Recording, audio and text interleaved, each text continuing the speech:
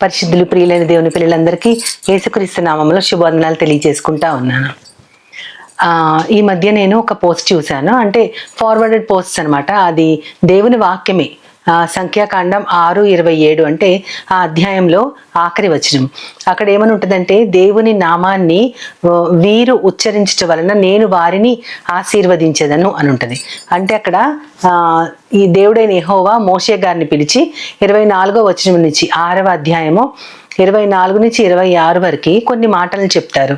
ఆ మాటల్ని మీరు నేను ఎలా చెప్పానో అలాగే ఇశ్రాయేలీల మీద పలకండి అంటారు. అంటే అదొక ఆశీర్వాదం అన్నట్టు, వాళ్ళని ఆశీర్వదించటం.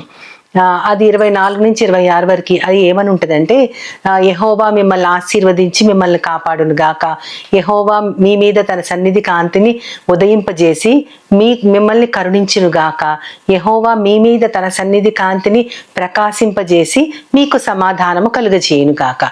ఇది సాధారణంగా మన చర్చెస్లో యాజకులు, కాపరులు వాళ్ళు మన యొక్క సర్మన్ అయిపోయిన తర్వాత వారిని మనల్ని దీవించడానికి వాడతారు. ఈ మాటలే అంటే మిమ్మల్ని దీవిస్తాడు, కాపాడుతాడు, ఆయన సన్నిధి కాంతిని మీ మీద ప్రకాశింపజేసి మిమ్మల్ని కరుణిస్తాడు, మీ మీద తన సన్నిధి కాంతిని ఉదయింపజేసి మీకు సమాధానము కలిగిస్తారు. ఈ విధంగా మీరు ప్రజల్ని ఆశీర్వదించండి అని అక్కడున్న యాజకులకి దేవుడు చెప్తారు. మోషే, అహరోను కుమారులు వీళ్ళందరూ కలిసి ఆ ఇశ్రాయేలీల మీద ఈ దీవెనలు పలకాలి. పలికినప్పుడు అప్పుడు దీని తర్వాత కంటిన్యూయేషన్ 27వ వచనం ఉంటుంది. ఏంటంటే, వారు నా నామాన్ని, వారంటే ఆ యాజకులు నా నామాన్ని ఉచ్చరించడం వలన నేను వీరిని ఆశీర్వదించెదను. యాజకులు దేవుని నామము పలకటం వల్ల, దేవుని ఆశీర్వాదాలు పలకటం వల్ల నేను ఆ ప్రజల్ని ఆశీర్వదిస్తాను అంటారు దేవుడు.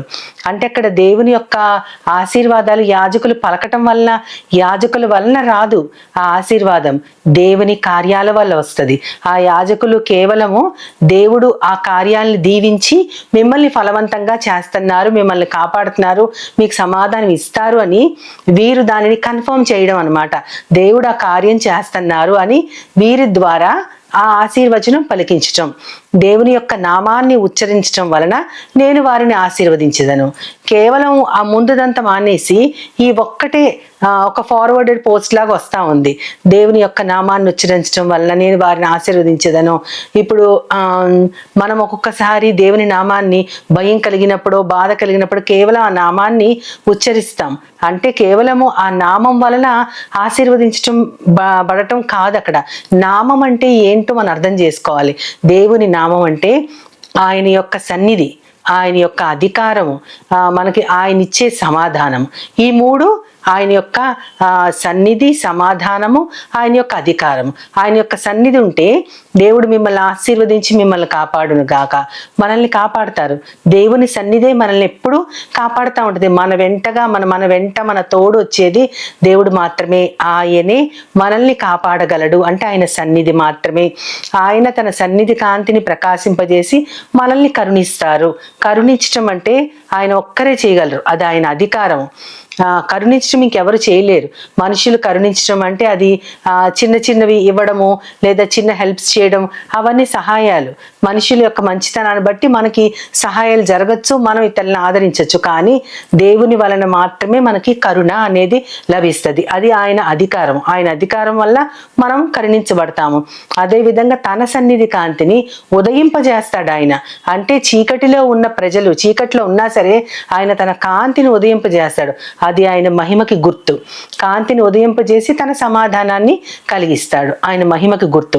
ఈ మూడు కూడా దేవుని నామానికి ప్రతీకలు. దేవుని నామం అనగానే యెహోవా అయినా, యేసయ్య అయినా సరే, ఈ నామాలు దానికి అర్థం కేవలం మన పేర్లకి మామూలు సరళమైన అర్థాలు ఉంటాయి. కానీ దేవుని నామం అంటే ఆయన గుణము.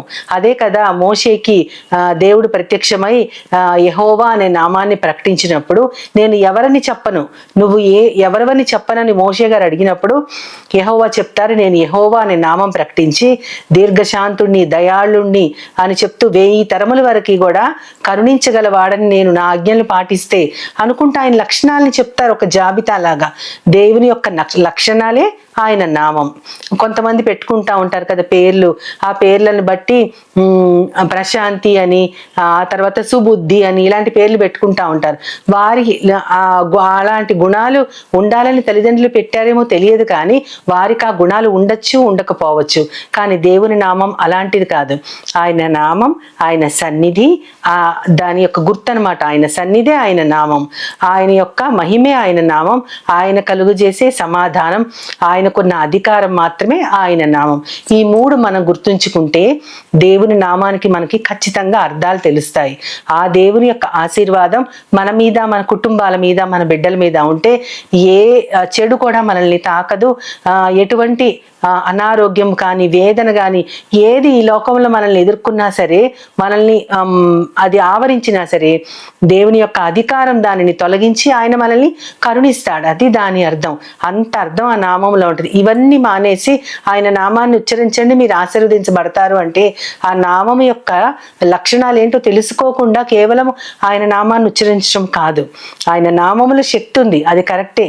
ఆయన మిగతా మాటలు మాట్లాడే కంటే కూడా దేవుని నామాన్ని ఉచ్చరించటం చాలా ముఖ్యం. అంతేకాదు ఆ నామము యొక్క అర్థము లేదా అది మనకు కలుగు చేసే భద్రత కానీ, అది మనకిచ్చేటటువంటి సమాధానం కానీ, ఆ నామమే దేవుడు, ఆయనే మనకి సమాధానకర్త, ఆయనే మనల్ని కరుణించేవారు అని మనం ఎప్పుడు గుర్తు చేసుకోవాలి. అంతేకాకుండా ఇది పాత నిబంధన, ఇది మనకి వర్తించదని చాలా మంది అంటా ఉంటారు. కానీ కొత్త నిబంధనలో కూడా క్రీస్తు ద్వారా మనకు ఆ సన్నిధి, ఆ పేరు ఇవ్వబడింది.